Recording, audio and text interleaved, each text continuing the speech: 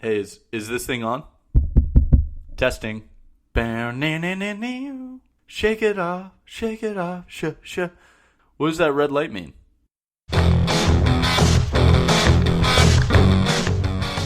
Welcome to the Boost VC podcast, your weekly dose of fun, informative interviews with incredible guests from the Boost VC network.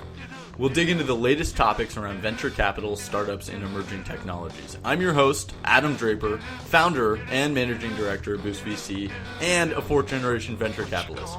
Are you ready to rock? Tell me what you're gonna do. We are joined here today, in person for our first in-person podcast by Justin Miller, founder of Pillow Homes. Justin, want to give a little introduction of yourself? Well, first of all, I'm excited to be the first in-person guest here. Yeah. Justin got to see the behind-the-scenes look at how we do these podcasts. Normally, people don't actually get to see that, and it is messy is the easiest of the words. Well, what a lot of people don't realize is that you guys have thousands of dollars worth of equipment to do this podcast. Maybe tens of dollars. To do this equipment. Well, we have excess equipment, actually, that we can't actually plug in. We're episode 11, we were just talking about, we will probably be going into learnings of the podcast system. But, Justin, why don't you tell us about your background, yourself, how we could even talk about how we met, which sure. Was at a Golden State Warriors game. But let's talk about that. You first. Absolutely. So Adam and I, we first met at a Golden State Warriors game. This is maybe 4 or 5 years ago. 5 years ago. And it was really interesting. I sort of took my friends' tickets who had season tickets to the Warriors game. And as I'm sitting there during halftime, I get a text message from my friend. And he said, "Oh, you should go meet Adam Draper. Him and his brother are there for a game." And I said, "Oh, okay." And we sort of really awkwardly texted before, and met sort of as strangers. Yeah, it was like, hey, I'm 4 rows in front of you and 5 rows over, and it was really awkward the texting back and forth thing without knowing each other. And then ever since we met, we really hit it off, I think, because Adam was just starting Boost around that time, and luckily enough for me, he asked me to become a mentor or an advisor for the first group of Boost companies, and I have every single t-shirt for every tribe that you guys created. Yeah, so at Boost VC, every tribe of Boost, we've done 7 now, and we always give a new t-shirt per tribe. So Justin literally has every single... It's great. They're great workout tees. That's sort of what we see a lot of people using them for. But Justin, Pillow was not his first company. Pillow is his Is it your second? I don't even know. Did you do something before? This is my second official company. Second official company. So why don't you tell us a little bit about your history with Note Hall? Sure. So in 2007, my business partner and I, Sean Conway, started a company pretty much... right out of the library at the University of Arizona. And we got together and we said, wouldn't it be interesting if the notes that we were taking on our computer during every college course would just be online? Started really in an innocent way. And then from there, we sort of built this website, put notes online, ended up scaling that company to about 85 universities. And then in 2011, Chegg, pre-IPO, was very interested in what we were doing, and their thought process was, we rent textbooks for millions of college students, and these college students also want notes, and so they made us an offer that was hard to turn down for 25-year-old me at the time, and sort of changed our lives since then. We worked there for a couple of years, and then after we, with the same business partner, Sean and myself, we started Pillow Homes, which is an online hospitality marketplace for short-term rentals. And what that means is that we take all of the drudgery, the work of renting out your home on Airbnb, HomeAway, VRBO, Flipkey, and we fully automate it using technology. Really excited. We went through the Boost program as well. Yeah, Boost Tribe 3 company, Boost VC Tribe 3 company, Pillow. And the way I always explain it, and maybe I'm explaining it wrong, so you can sort of give me help on there. I always say, okay, if Airbnb is and I shouldn't say Airbnb, VRBO, Airbnb, hotels.com, booking.com, whatever the thing, not hotels.com, if you imagine it as the hotel or the space, you handle all of the logistics and the management. Exactly right. Okay, got it. I just wanted to make sure I'm pitching it correctly. Absolutely. And you guys have been completely supportive over the last couple of years. 3 years we've been working on Pillow at this point. Yeah, we basically created the company and made it our own because we added so much value to all those entrepreneurs out there thinking about applying to Boost VC. Well, interesting you mention it. So what I think is interesting about what is actually going on here at Boost, a lot of people don't really even know what is an incubator. And when you walk in, it's hard to imagine, but so we're sitting here in San Mateo, California. And when you walk in to this building, you go down the stairs and you're sort of in the lower level of this building that is completely an incubator, sort of off the wall. There's a dozen startup companies working on their concept together. And you're talking VR companies, you're talking Bitcoin, blockchain, and there's an energy here that for folks that have never been to an incubator, there's an energy that you get when you're working with 12, 15 other companies in one room, that you really start to accelerate. That's why it's called an accelerator, because you feed off the energy, you're making connections. I think there's a ton of benefits going through an incubator. Yeah, there's like a collaborative competition that happens where you're really excited that all these other startups are around you, but you want to work harder and be better than them. So it is a very high intensity thing, which is why we do what we do. So, okay, we've covered what is Pillow. One of the things I think entrepreneurs everywhere are probably thinking about, and you have lucked out because you've actually gone through 2 different company life cycles with the same co-founder.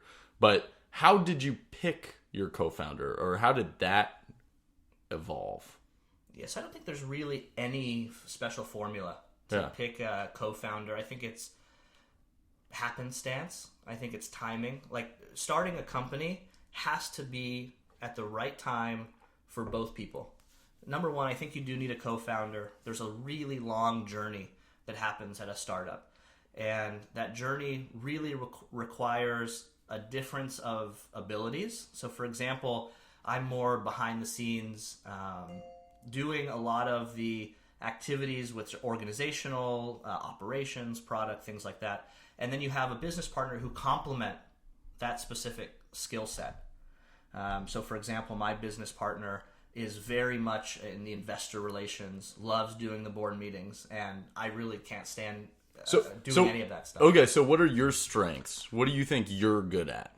Yeah, so I think that it's around operation, it's around detail. Yeah. If you boil it down, I'm all about the details, love the details. And then you have a co-founder who complement those skill set, like big vision, sales, marketing, things that I'm not interested in. Yeah, I always try to, well, co-founder aside, I feel that starting a business is very much a soul-searching mission where you have to decide like what you are good at all the time. And fortunately, on my side, I did choose a co-founder that complemented my ability for big vision and talking to people, and someone who does handle details. Braden Williams, he just got this award from it's a top 10 list from Inc. It was like the top 10 underrated people yesterday. So just want to give a little shout out to Braden Williams on that. I think it's awesome. Yeah, so it's pretty great. Yeah, so the other thing is that it's much more than just 2 people. So we have multiple co-founders. Yes, my co-founder is Sean, but we have other folks such as Dan. It takes really a village to make something really simple that the market loves, from a product to an operation. There's a lot, like an iceberg, there's a lot that's happening behind the scenes, and that's what I really try to strive to be better at. Yeah, so when we met, you had a really interesting history, because at Note Hall, did you ever raise funding for Note Hall? We raised approximately $250K. And how was that process for you in that while doing that? So taking you back to 2009, when the market was completely difficult. We were 2 kids out of Tucson, Arizona. We went to Philadelphia, and we were in the Dream Adventures incubator at that time. and trying to get any amount of money with very little or zero credibility was completely difficult. And we ended up bootstrapping the company for that very reason. I think there's actually a lot of benefits to bootstrapping a company that you get, seeing both sides. We've bootstrapped one company, we've raised a bunch of money in the other company. With bootstrapping, there's certain expertise that you get when you have no money. For example, if I tell you, hey, we need to make revenue, and you have $0 to market or to do sales with, you start to get really creative very quickly. Opposed to saying, hey, here's $100K, let's get a bunch of customers, sort of decreases the amount of creativity that you have. And so with a small amount of money, I think you end up having, in my opinion, a better long-term outcome. And well, it's sort of like desperation leads to, innovation. It's like you figure out because you have X amount of money, you're thinking, okay, well, we need to solve these problems and we have this much money. Exactly. So we need customers. So go get them. And you get to the root of your business much quicker. Yeah. You really understand what is making this business tick and what doesn't work much more quickly, in my opinion. Yeah, it's really interesting. While we've been building Boost VC, I've started to really think. We've been doing this for about 4 years now. So you met me about 6 months before we had gone on this journey, and I always feel like we bootstrapped a fund. Like you don't technically make any revenue, you don't do any of that, but our first fund was actually $500,000. And I had raised it for actually a different idea. And then I called all my investors and I said, hey, we're actually going to become an accelerator because I think that's where we add the most value. And I paid my co-founder in Mongolian barbecue in downtown Mountain View. It's called the New Mongolian Barbecue Place. It's on Castro Street. And for 4 to 5 months, I was not paying Brayton Williams, and he was literally just working for food, sweat equity. But he believed in the vision, and we came out with an incredible program that we've been going on. We're one of the longest running accelerator programs now. It's amazing, just by going for 4 years. And I think what you're describing is sacrifice. So people that are listening, there is an extremely positive correlation to folks who are persistent, work extremely hard, and they make their own luck. And I think that there's going to be lots of bumps in the road. It's a roller coaster at the end of the day, and that's why I think you need to really start with a high level of passion, so you can persist through those downturns. Yeah, no, I completely. I think. And I like your concept of sort of like going up. You're saying, hey, fundraise. You've done both now, so you've fundraised a fair amount of money with Pillow. Like, how much money have you guys raised now? I think publicly it's $2.5 million. Okay, well, great. And privately? Question mark? No. And then on the but you've also bootstrapped, so you have this unique experiential where you can actually compare the two. Yeah. Which? I mean, it sounds like you're saying that you would rather bootstrap, but like, where do you fall in that category? Like one versus the other? I don't know. Okay. I don't know. And I think the reason why I don't know is because with raising money, raising venture capital, you can accelerate your growth by a tremendous amount instead of reinvesting profits, right? 99.9% of every business that's getting started is reinvesting profits. However, for the small amount of companies that raise venture capital, you're basically pouring gasoline on your business and you're hitting that growth like really quickly. Yeah. And that's the definition of a successful startup is sustained growth. What do you think a common misconception of sort of raising capital from venture capitalists or investors is? If I'm an entrepreneur, I would really question, am I building a business that needs venture capital? I think there's a lot of businesses out there, even in today's economy, that are going out, raising money, especially if you're in San Francisco. And I would seriously doubt their ability / need to really even raise venture capital. If you're doing a hardware startup, you need $10 million to do something that's hardware, fine. The cost of starting a software company in today's ecosystem is like 10 grand. And if you are a business or business owner or an entrepreneur wanting to start, and you're not willing to invest a couple of $1,000s to get your business off the ground, then I'm not sure that raising venture is going to solve your problems. Yeah, I actually, with our companies, I always say, if you don't need the money, don't raise the money. Like it's. I almost argue against venture capital unless it's necessary, in which case, good examples, hardware startups, and then growth. I think growth is like a fantastic, like if you know your product and you know that if you sell X, you will get Y, that is a good time to pile money on where you make a lot of X and then you get way, way, way more money. And so that's sort of what, and I think there is a misconception about venture capital where they think it's just money being thrown into them to do experiments, and I think that there is a piece of that. Like I do think some element of seed is about that experimentation. Like a lot of what we do is just get people to the product, and like with the amount of money that we give. But then there is some proof point that needs to exist. So, yeah, okay. So you've built out a fairly larger organization at this point at Pillow. How has your job changed since the beginning of the idea?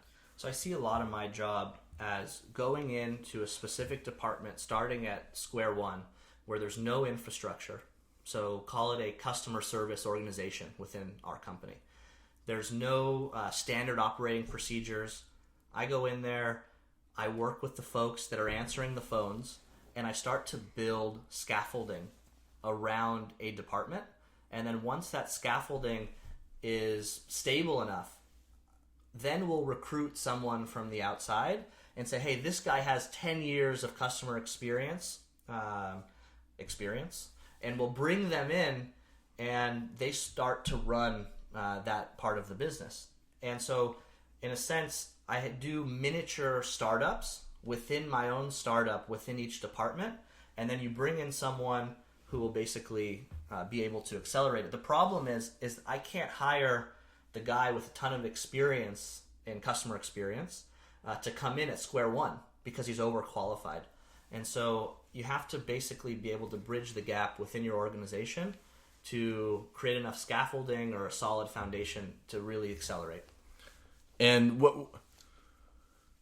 I don't have another question right now. Well, here, let me ask you. So, why don't you ask me a question? Yeah. So for example, I'm looking here at this Ironman suit, and what many people may not realize is that I'll let you sort of answer it, but what's your thought on an Ironman suit? What does it represent to you? Yeah, okay. One of the things that in my bio I always write at the end of is my dream is to create an Ironman suit. And what it ended up doing was, first off, like the government has contacted me about this. Like they reached out. There's this group called Talos, and their job is completely to build the Ironman suit, not with the flying part, but like protect our troops type situation. And they reached out because they wanted the smartest minds working on it. I wasn't one of the smartest minds. They needed to get the word out about getting the smartest minds working on it. And I think if you type in investor and Ironman suit, you get my name, and that just pops up. So it ended up giving me this sort of marketing bump just by saying that. I've always been fascinated because if you even just look at the industries that we're focused on, whether it's blockchain, virtual reality, like we're intrigued by space, we're intrigued by flying things. Like it has driven, I'd say, in the future, I want Boost VC to be focused on. I want a whole session that's just focused on Ironman suit parts. So that's really what it means. Future to me. It's like, what does the future look like? Have you invested in any Ironman suit startups? None that we can talk about. I'm kidding. I'm semi kidding. We actually have a bunch of really wild. I mean, we just did a space deal. We have a Zeppelin deal that we're really excited about. What's a Zeppelin? Yeah, exactly. A balloon. Huh. It's like a balloon. It is an idea of a self-perpetual balloon that's going to be floating through the air. So my job is basically thinking about what's 10 years out and figuring out how people are going to be surviving in 10 years. And I love that part of it. So, okay, on that point, What does your life look like in 10 years? What's that going to be? Like, has Pillow dominated the world? what does Pillow look like? So I think the existential thought in 10 years, what does it look like, starts to evolve from today, my life revolving around work. And in the future, whatever this means, specifically in an abstract way, it means that I want my work to evolve around my life. Mm-hmm. And so I've spent the better half of 10 years, let's say, building companies or working in companies. And I think that you get to a certain point where you kind of want to get to the other side of the table, because the amount of energy it takes to continually do this. Focus, effort, and yeah. Yeah. So I guess what I'm saying, I'd love to basically transition into some sort of investing capacity after we have a nice track record. Oh, that's very interesting. What? By the way, it's hard on this side of the table also. Okay, so we're about to move into what we call the lightning round. Oh, yeah. And it's you can't actually. I'm going to read them without you being able to look at them. Okay. Are you ready? I'm ready. What is a lightning round? I just say what the first thing on my mind? Well, yeah, you answer the question, sometimes in more detail, sometimes, but it's like fast. It's like faster questions. It's like one after the other. I wish we had lightning round music. Yeah. Oh, okay. Beep, beep, bop, boo, ba da da da da. The lightning round. Okay, what's your favorite color? Red. We start easy. Okay. What is a personal motto that you live by? Passion, persistence, and quality. PPQ. What is your favorite famous quote? Oh, man. And do you have one? Famous quote is by this philosopher named Seneca. And it says, in your life, you alternate between regret and desire. Wow. I'm going to have to think about that after the lightning round. What is the defining moment in your life? Oh, man. I know lightning round. They get really hard. This is really the defining moment so far has probably been when we sold our first company. I think that there's a persistent smile after you sell your company, and you smile for the next 3 months because you can't believe that happened. Yeah. If someone made a movie about your life, what actor would you want to play you? I would probably think it would be Jonah Hill, for the reason he was in Moneyball, right? Yeah. So I loved his role in Moneyball, and I think that Jonah Hill would just kill it. Yeah, like 5 years ago when Jonah Hill was in what was it? Accepted and like those things, do you think he'd be up for Oscars? He's been up for like multiple Oscars at this point. I think Jonah Hill would have a huge quote to play me. Yeah, and then obviously. But if he did, let's say we get him. But if he could do it, let's say we get him. Then he's definitely winning an Oscar. Yeah, obviously. Okay, what is your definition of success?